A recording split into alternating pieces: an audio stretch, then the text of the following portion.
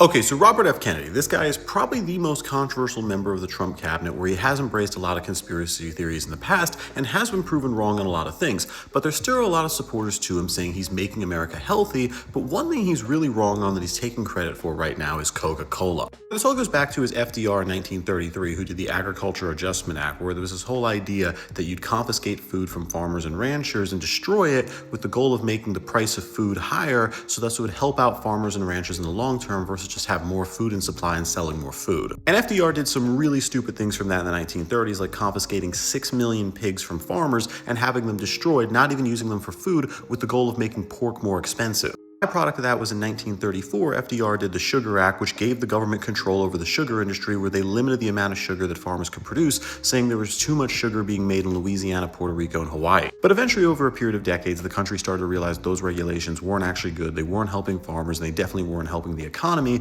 so they started to get lifted over time, and by 1978, sugar was in the US the price of the rest of the world, costing 11 cents per pound, which was the US price and also the global price. But then things changed in 1981 when Ronald Reagan became president, did the Farm Act, where he was trying to protect farmers by putting massive tariffs on sugar. So the result of that was by 1982, sugar in the United States was 20 cents a pound, but globally it was 10 cents, and that's carried throughout American culture, where in 2024, sugar was about 46 cents per pound, but 23 cents globally. And because of the Ronald Reagan sugar tariffs, it affected Coca Cola, where in 1984, Coca Cola said they couldn't afford to put sugar in their sodas anymore, so they opted for high fructose corn syrup instead. It's become a big complaint from RFK Jr. as well as Donald Trump, saying one of the reasons America isn't as healthy as it should be is because we use a lot of high fructose corn syrups in our products instead of sugar.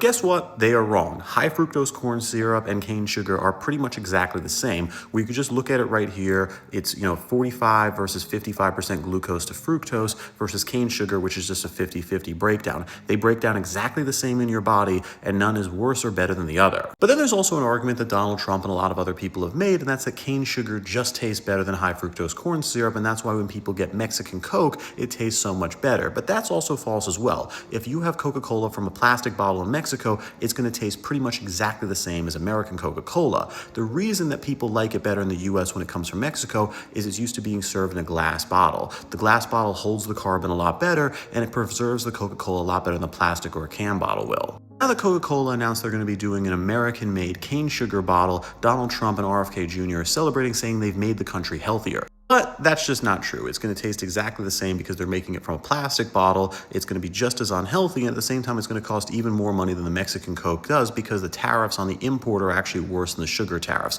But with that, I'm Charles Prawl. This is Red Blue New. Please subscribe to learn something.